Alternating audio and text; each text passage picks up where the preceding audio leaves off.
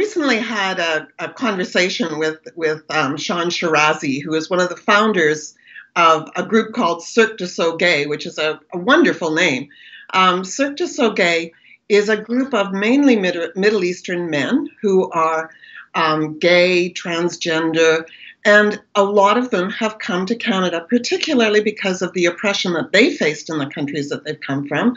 Shawn Shirazi, for example, is Iranian. And what they wanted to do is they wanted to be in the Pride Parade wearing niqabs, dressed like women, and throwing off their niqabs to reveal some pretty scanty little bikinis. And that was all too much for the Pride organizers. They felt that that would be culturally insensitive, even though the people who are in fact doing this are people who have felt the sting of oppression, and they feel very much that they are would like to be part of a world movement of men who are trying to support women who are forced in countries like Iran to wear the niqab. Well, in 2011, they were actually allowed in the parade, and they were allowed to do this in the parade. I think what's really changed is the society that we're now living in. Certainly, the overwhelming thing that people will say is, "Oh, well, it's Mr. Trump." But it's not just President Trump. It's not just that there's a Muslim ban in the United States or an attempt at Muslim bans. I think the problem is that we have become very reluctant in Canada as well to take on these issues because of what people call Islamophobia. We're afraid of being called racist. We're afraid that it doesn't fit with multiculturalism. But we have really adopted and a cultural relativism that says every culture should be judged by its own standards, which is very much different than what we normally see in Canada, what we used to see in Canada.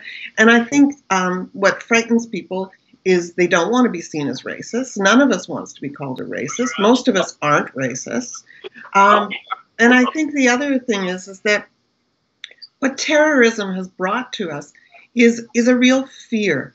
And I talked to the parade organizers and said, well, were you afraid that by putting them in the parade that you might risk something? And they said, no, that wasn't the reason. But I think that for many of us, there is that fear. If you put yourself out there, I mean, we've seen what happened when a cartoonist in a Nordic country, when a newspaper published a cartoon that was critical of Islam. And what we're now stuck with is we're kind of in this position of being afraid for so many reasons. And reasons that are not, there are some good reasons, but I think what we need to do in Canada is that we need to be clear about what our values are. And I don't want to sound like Kelly Leitch, the failed Conservative candidate. This is not a dog whistle.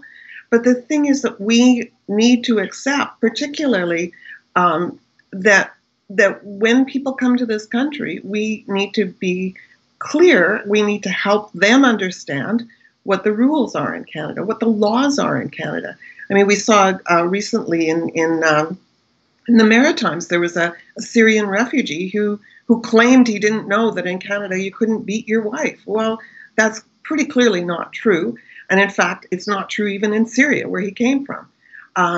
But we need to be clear about those things, how we do that, and how brave we want to be, and whether we want to risk. I mean, we've been very fortunate in Canada. We've had very few attacks on mosques, very few examples of racist hate crimes.